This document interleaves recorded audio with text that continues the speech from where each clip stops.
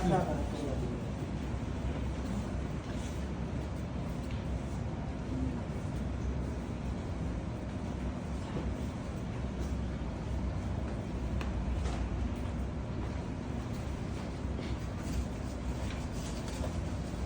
makausap pa mayong gabi ka na itong tanan. May gabi isa.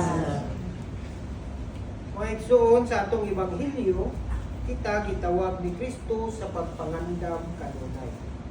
Sama usab kini sa pagpangandam nato sa atong kaugalingon, kay wala kita masayod o mahibalo kung kanus amo abot kanato kining gitawag nato na kamatayon. Mga igsoon, ang kamatayon dili angay kahadlukan. Tinuod kadaghanan kanato mahadlok kung hapit na kini mahitabo kanato. Ug ang kamatayon kabahin sa atong tawhanong kinabuhi. Kitang mga tao mamatay. Mao nga ang kamatayon dili nato kahadlukan ug ato kining atubang. Kay diha sa kamatayon makita nato kung unsa kamubo ang atong kinabuhi o unsa usab kini kamahinungdanon alang sa usa ka tawo. Kung kita mismo wala masayod kung kanusa kini mabot kanato. Mao nga kita gitawag sa pagpangandam kanunay.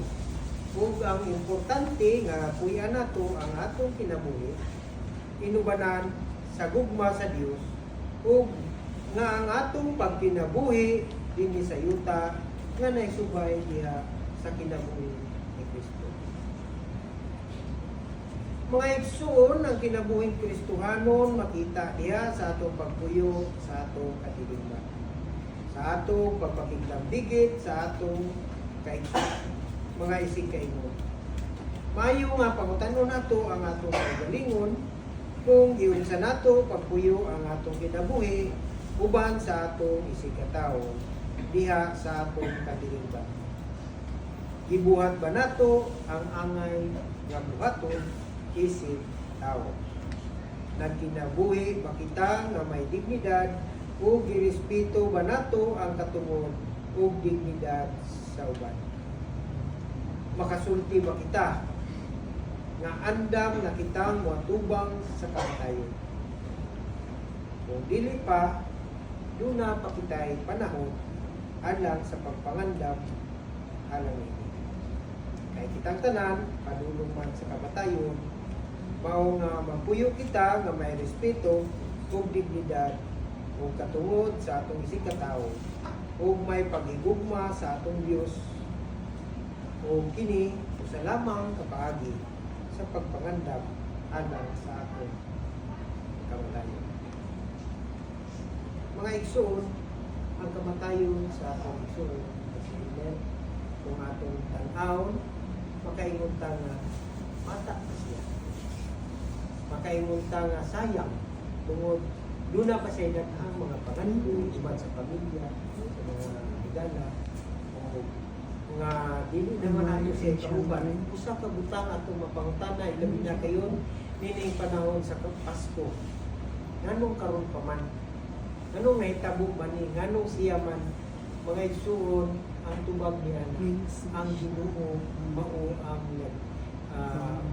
latid ni ining tanan. Siya ang nag-ingon nga kinahanglan mangandam kita kanunay. So sama usab diha na kita wala masayod nga mahimo matag karon og unya moabot kining gitawag nato nga kamatayon. So unsa man kapila man ni gibalik-balik dinhi sa pamalandong ang puno nga kamatayon. Ang kamatayon mao ni ang panagbulag sa atong kalag ug sa atong lawas. Tungod kay ang atong lawas muli sa yuta ug ang atong kalag muli sa Dios.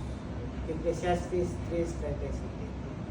Mga igsuon, atong dikunon ang atong kaugalingon, ato siyang iampo sa kanunay. Kay ang pag-ampo alang panghatag kamo sa tanang mga buhing ug ayaw kalimti ang paghandog sa tanang mga namatay. Sirat 13:33 ato na siya mabasa. Ug unsay kapuslanan sa atong buhat karon? Ang ampo manguta lang sa iya. Si Judas Maccabeo nag